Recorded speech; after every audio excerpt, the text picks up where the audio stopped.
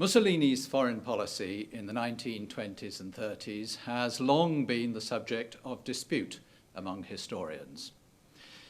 There are some, particularly the older generation of British historians, and they are characterised by the work of Dennis Mack Smith and Donald Watt, who argue that Mussolini was no more than a blustering and incompetent poseur, that fascist foreign policy in the 1920s and 1930s was, as the Italians put it, a politica del bluff, a bluff policy, and that Mussolini's political career was bereft of any principle other than the wish to acquire and then to maintain his use of power. Indeed, A.J.P. Taylor, who was famous for somewhat misleading bon mots, once remarked, the secret to understanding Mussolini was that he was a journalist. Latterly, and particularly in the 1980s, a revisionist school emerged in Italy, centred around the historian Renzo Di Felice. This school has sought to argue that Mussolini was committed neither to the Democrats nor to the the Nazis, until a very late stage in his career, that what he sought to do was to balance Italy as long as possible between the rising power of Nazi Germany and Great Britain, who controlled the oceans. So, to this school of thought, the European war that came in September 1939 was both unexpected and unwelcome.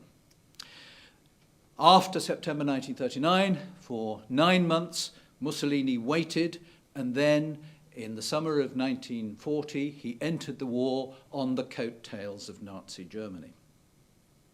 A third and more recent interpretation of Mussolini's policy suggests that, although he was certainly an unusual politician and not at all cast in the democratic mode, he was not a man without objectives, and he was not a man bereft of policies and indeed, in a certain sense, even perhaps of principles. But particularly that the logic both of his ideology and of his intentions and wishes as far as Italy was concerned meant that sooner or later an alliance with a right-wing fascist and militarized Germany, which is of course what came along in 1933, was in the inevitable course of history, insofar as anything is inevitable. So, if we then look first broadly at Mussolini's policies, we can see two clear substrata. The first is aggressive nationalism, the idea that the Risorgimento of the mid-19th century was unfinished, and that there was still work to be done. Further, the idea that Italy had not gained from the First World War what she had sought and what she deserved. The legend of the so-called mutilated peace reverberated around Italy and was very much grist to Mussolini's mill.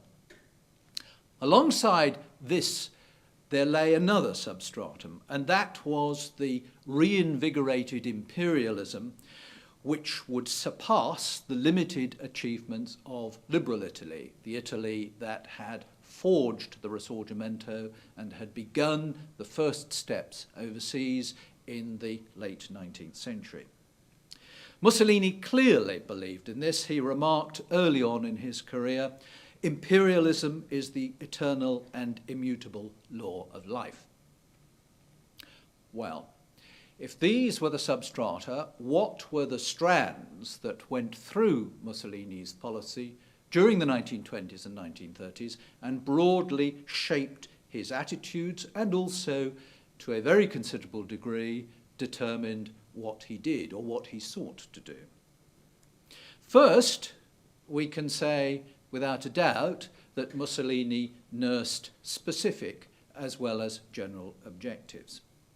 His aim was to expand Italy in the eastern Mediterranean and in the Danubian basin, and ultimately also to extend it along the North African shores.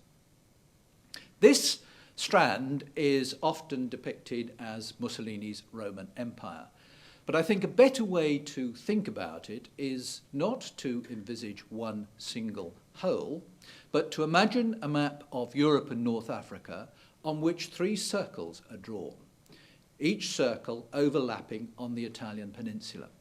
The first circle contains North and Western Europe. Here, Mussolini had limited ambitions, particularly focused on Austria, at least in the early years, and no immediate objectives, but this was, of course, an area which became of increasing importance in the 1930s. The second of these circles was the circle that encompassed Southeast Europe, including the Balkans, the Eastern Mediterranean, and Turkey.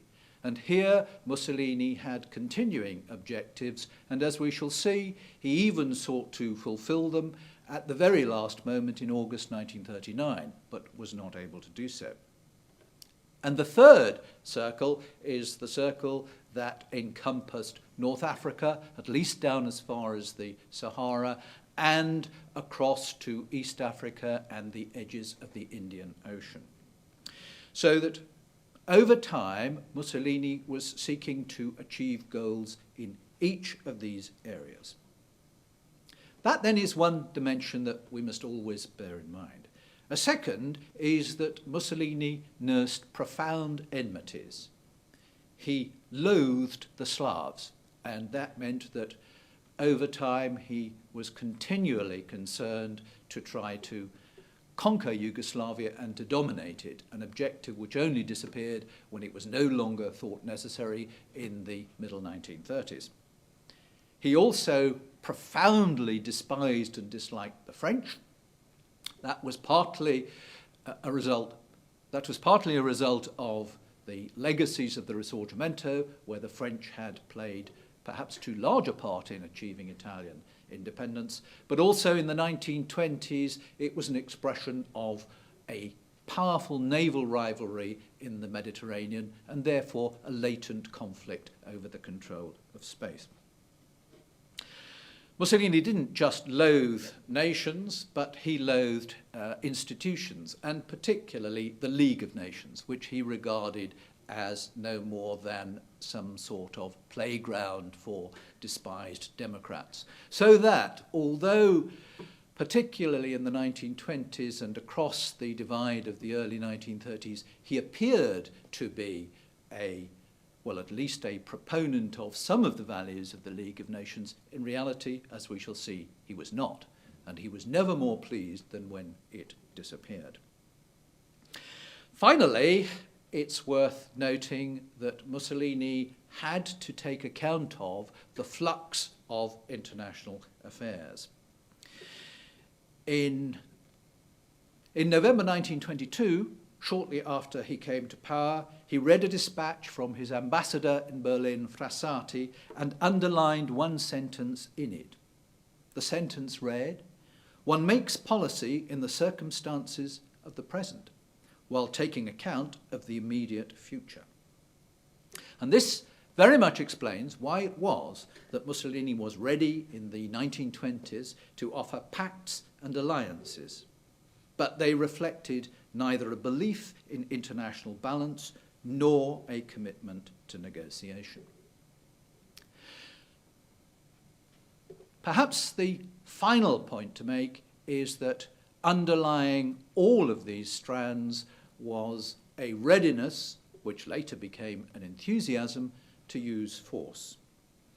The attempt to seize Corfu in September 1923 is very much and often cited, and it appears to be a lone occasion on which Mussolini revealed his impetuous nature, but was brought to a full stop by the strength of the great powers that resisted this.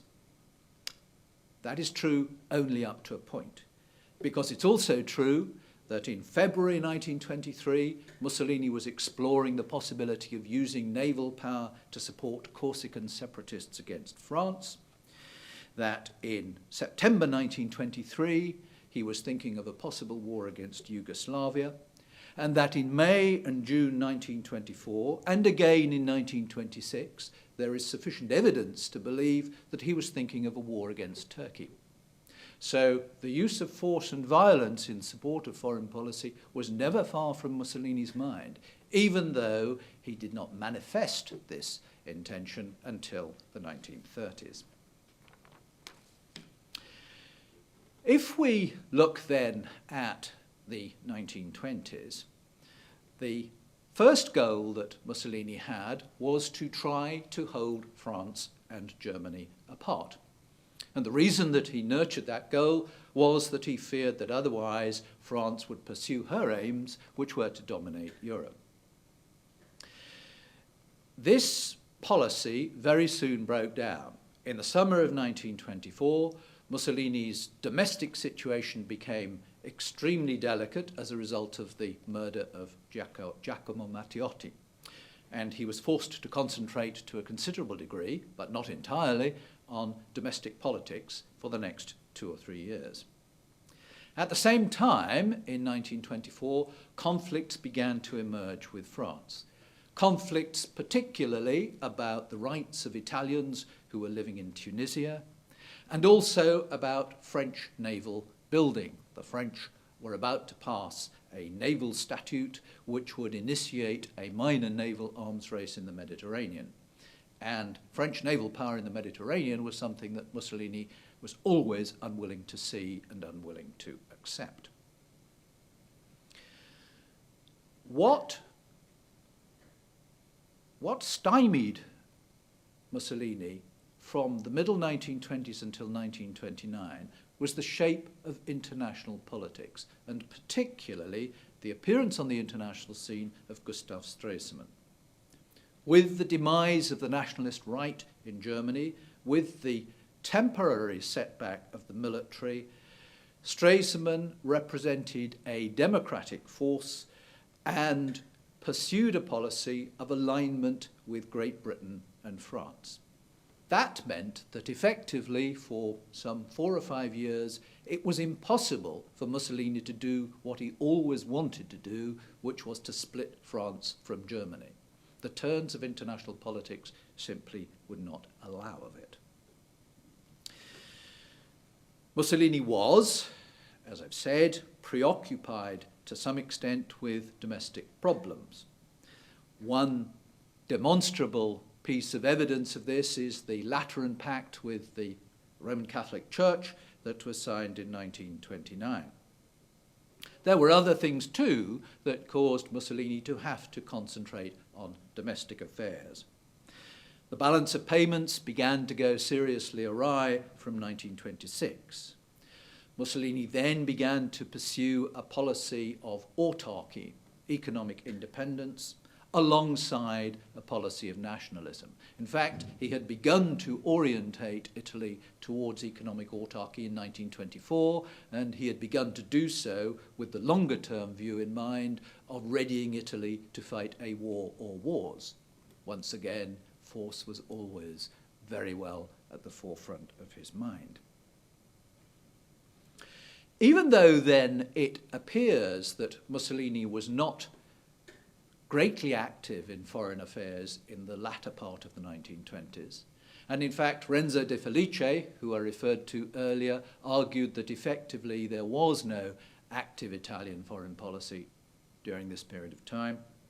Nonetheless, Mussolini was attempting to manipulate the situation to produce circumstances that might favour the pursuit of Italy's broad goals, the expansion of her empire, the penetration of Italy into at least one and maybe two of those spheres, the Balkan sphere and perhaps the North African sphere. So, in April 1926, Italy agreed a treaty with Spain. Not at first sight a very important document perhaps, but one that shows us that what Mussolini was trying to do at this juncture was to keep the port of Tangier out of French hands and in Spanish hands. In other words, it was a part of that anti-French policy that always was latent and sometimes very apparent in his conduct.